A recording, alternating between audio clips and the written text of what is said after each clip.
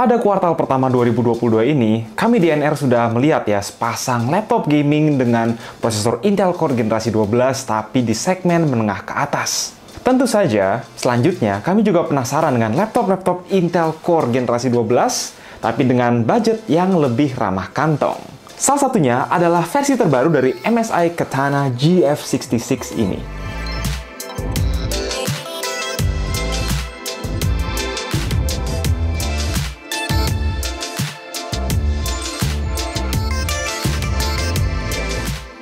MSI seri GF bukan singkatan dari girlfriend ya. Selama ini berfokus pada menyajikan laptop-laptop gaming essential dengan rasio price to performance bagus dan bobot tidak terlalu berat. Katana GF66 adalah iterasi terbarunya yang diperkenalkan tahun lalu dan sudah pernah kami review juga. Faktanya, secara overall tidak berubah dari Katana sebelumnya, yaitu konstruksi full polymer desain polos dengan sudut-sudut khas MSI, ada logo naga di punggung, dan aksen-aksen merah pada keyboard yang sudah lama jadi karakteristik laptop gaming essential dari MSI. Terlihat simple, namun masih tercium kuat aura gamingnya. Sebagai seri GF ini tentu bukan laptop yang paling solid ya, tetapi kayaknya nggak perlu ada yang dikomplain dari perawakan laptop 15 inch ini. Sebuah produk gaming basic dengan performa asik yang nanti kita bahas. Soal engsel solid bisa ditidurin 180 derajat bagi yang belum tahu. Tetapi dari segi kualitas layarnya sendiri, ya ini masih standar produk entry level. Yakni dapat panel IPS level 144Hz yang oke untuk gaming dan kebutuhan daily, tapi ya mestinya bisa lebih terang dan jika Anda seorang pegiat konten yang suka utak-atik foto, desain, dan video, sangat disarankan buat nyolok layar eksternal. Mumpung baru ngomong nyolok, percolokan di kanan terdiri dari combo audio jack, satu USB-A 3.2 Gen 1, satu USB-C 3.2 Gen 1 tanpa Thunderbolt 4, HDMI yang support up to 4K 60Hz, dan LAN port. Lanjut kiri ada charging port, satu lagi USB-A 3.2 Gen 1, dan satunya lagi USB 2.0. Kelihatannya, demi menekan harga mereka nggak sanggup buat naruh port Thunderbolt 4 di GF66. Yang penting, sudah ada modem Intel Wi-Fi 6 untuk streaming dan gaming yang lancar. Langsung saja kita skip ke perihal utama kami mereview laptop ini. Karena dia menggunakan CPU 12 Gen Intel Core i7 yang sama dengan GP66, laptop 30 jutaan ke atas yang sudah kami review.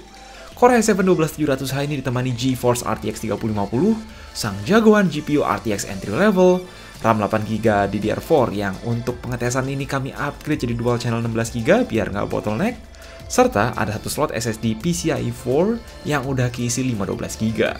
Meski entry level, speednya ini udah menyamai PCIe Gen 3 yang high-end. Entah kenapa, bagian yang mestinya bisa jadi slot hard disk tambahan malah ditutupin, dan pada bagian casing bawah dikasih pemberat besi. Core i7 12700H sekali lagi merupakan CPU Intel Alder Lake yang punya 6 P-core dan 8 E-core, sehingga memiliki 14 core dan 20 thread.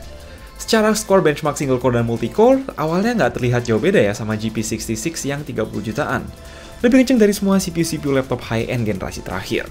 Tapi tunggu dulu, pas kami cek konsistensinya, kelihatan bahwa terjadi sedikit throttling jika dipaksa menjalankan benchmark berulang kali. Overall, tetap CPU yang performanya sangat solid, baik pas kami cek di Blender render via CPU, maupun saat ekspor video 4K di Premiere Pro. Dibanding Core i9 generasi terakhir, ini tetap lebih kencang. Kesangaran laptop ini ya hanya dibatasi oleh sang GPU RTX 3050-nya, yang walau bagaimanapun nggak bisa dibandingin laptop-laptop lebih mahal, terutama perihal gaming. Ya, berkat DLSS kita memang masih bisa main Cyberpunk setting high, terus juga main game beban CPU macam The Rift Breaker, dan sama sekali nggak perlu khawatir main game-game online macam Genshin dan PUBG. Jika mau bener-bener rata kanan, mungkin bisa consider buat beli versi RTX 3060.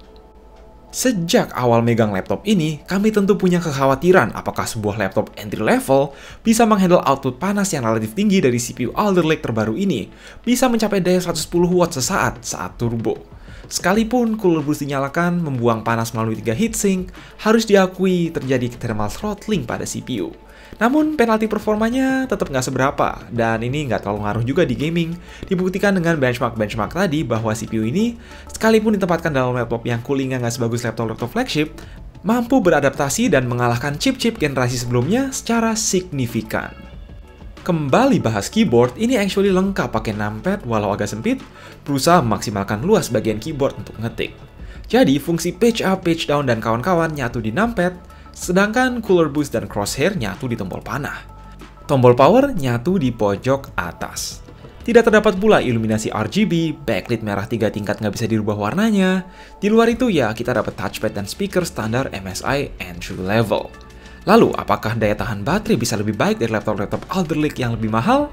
Sedikit lebih baik, namun karena keterbatasan kapasitas baterainya sendiri, ujung-ujungnya hanya kuat 5 jam muterin video di battery saver.